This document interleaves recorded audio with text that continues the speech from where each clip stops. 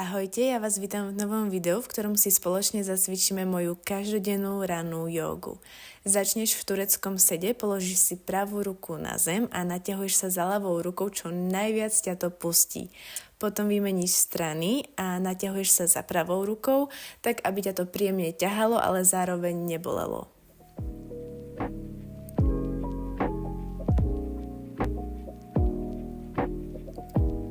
Potom si prekrížiš ruky za chrbátom, predkloníš sa a môžeš sa ukláňať z jednej strany na druhú opäť tak, aby to bolo príjemné. Kľudne si tam rob pohyby, ktoré sú tebe príjemné, dopredu, dozadu, zo strany na stranu.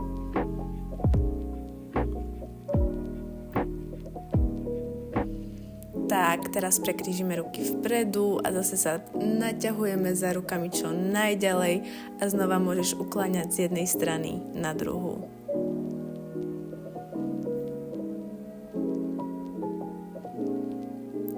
Teraz prejdeme do pozície na 4 a budeme robiť mačku pes, takže hlboký nádych, prehneš chrbát, hlboký výdych, zaoblíž chrbát.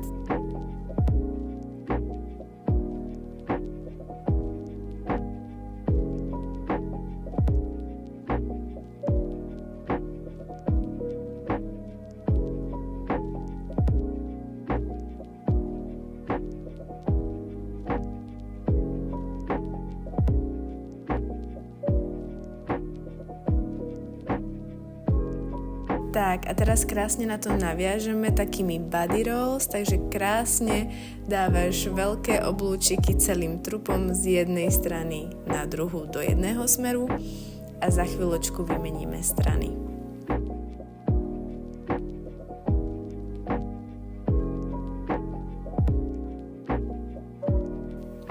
Tak a teraz vymeníš strany a robíš rotácie trupom do druhej strany.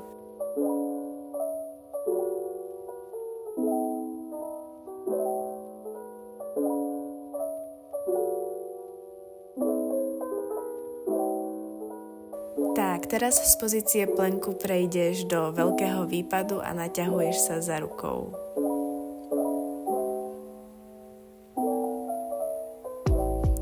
Položíš ruku, zostaneš v tej istej pozícii a môžeš sa mierne nakloniť dopredu, mierne dozadu, tak aby ti to opäť bolo príjemné.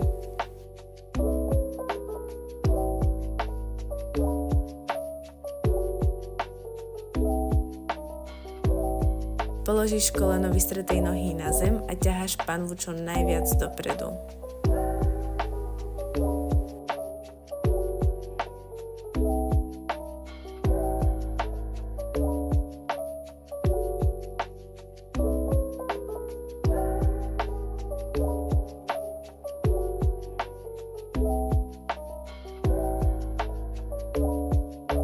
Tak, teraz dosadneš na zadnú nohu a ponaťahuješ si zadnú stranu steny.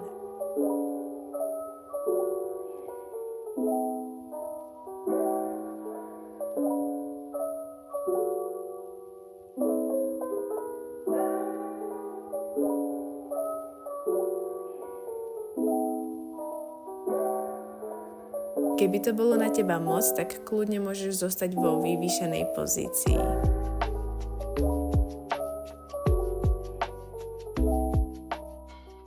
Tak, teraz prejdeme do pozície holubičky a krásne cítime, ako sa nám naťahuje zadok. Kľudne sa môžeš prehnúť, zostať takto rovno, vystretá, záleží, ako ti je to viac pohodlné.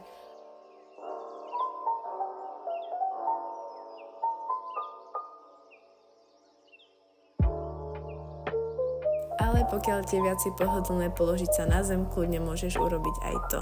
V tejto dolnej pozícii to naťahovanie pocítiš oveľa intenzívnejšie.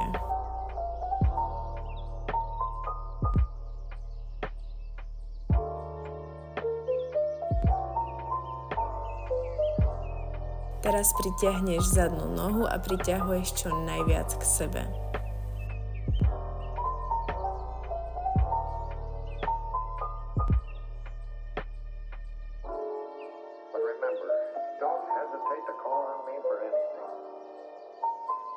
Like you said, a human being, I'm going to make you take that chance.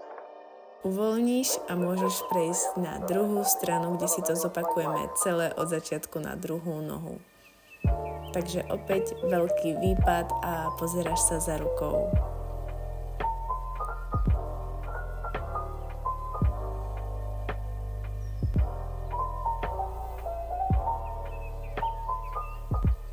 Položíš ruku a znova dávaš mierne výpady vpred, výpady vzad, také mierne pohupovanie.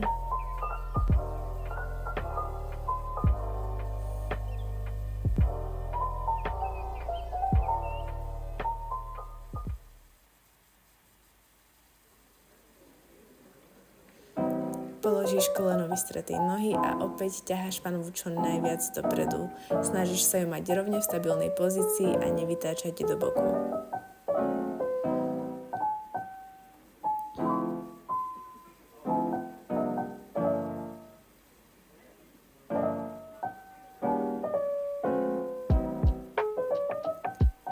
Dosadneš na zadnú nohu, ale pokiaľ ti to nejde, tak kľudne zostaň v tej vyššej pozícii a postupne sa dopracuješ až tak, aby si mohla dosadnúť na zadnú nohu.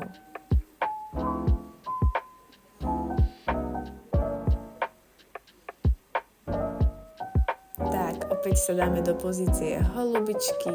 Ja sa veľmi rada zakloním, robí mi to dobre, potom dostanem hore a za chvíľočku sa znížime do dolnej pozície a opreme hlavu o zem.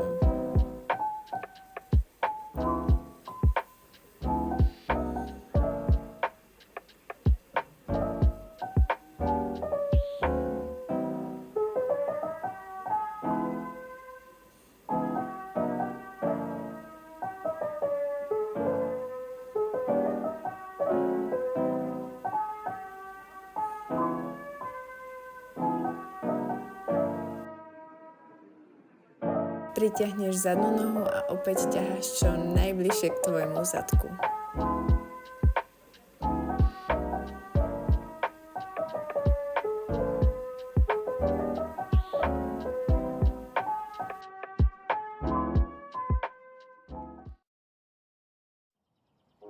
Tak, teraz cez plank prejdeme do pozície psa a poprešlapujeme jednu nohu, druhú nohu, pekne si daj na čas.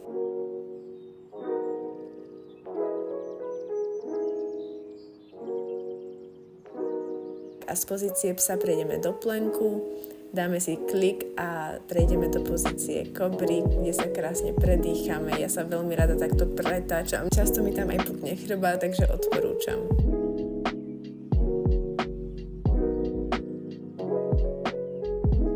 No a z kobry dosadneme priamo do pozície dieťaťa.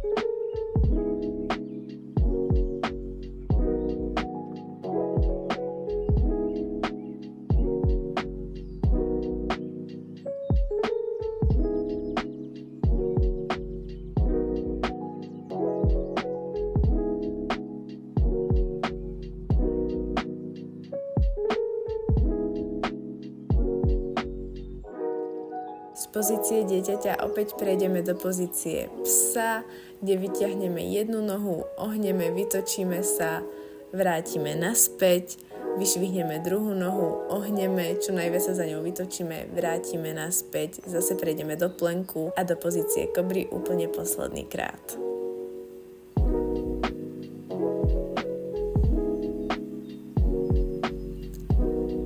Tak, teraz zmeníme pozíciu a lahneme si chrbátom na podložku. Pritiahneme pravú nohu, ktorú vytočíme kolenom von od tela.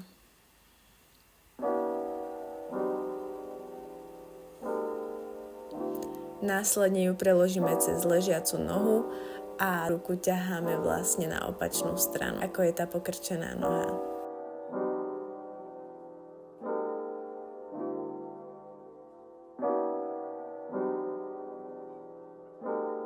Vymeníme nožky a zopakujeme aj na druhú stranu. Najprv koleno vytočíme smerom von od tela.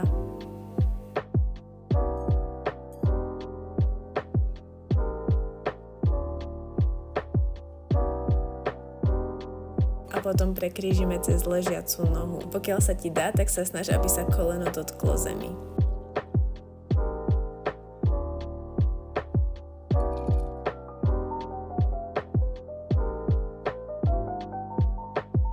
Tak a teraz prejdeme do finálnej pozície Shavasana, kde sa krásne vydýchame a v tejto pozícii si môžeš zostať kľudne, koľko len budeš chcieť, môžeš to všetko predýchať a keď to budeš cítiť, tak môžeš ukončiť svoju rannú jogu.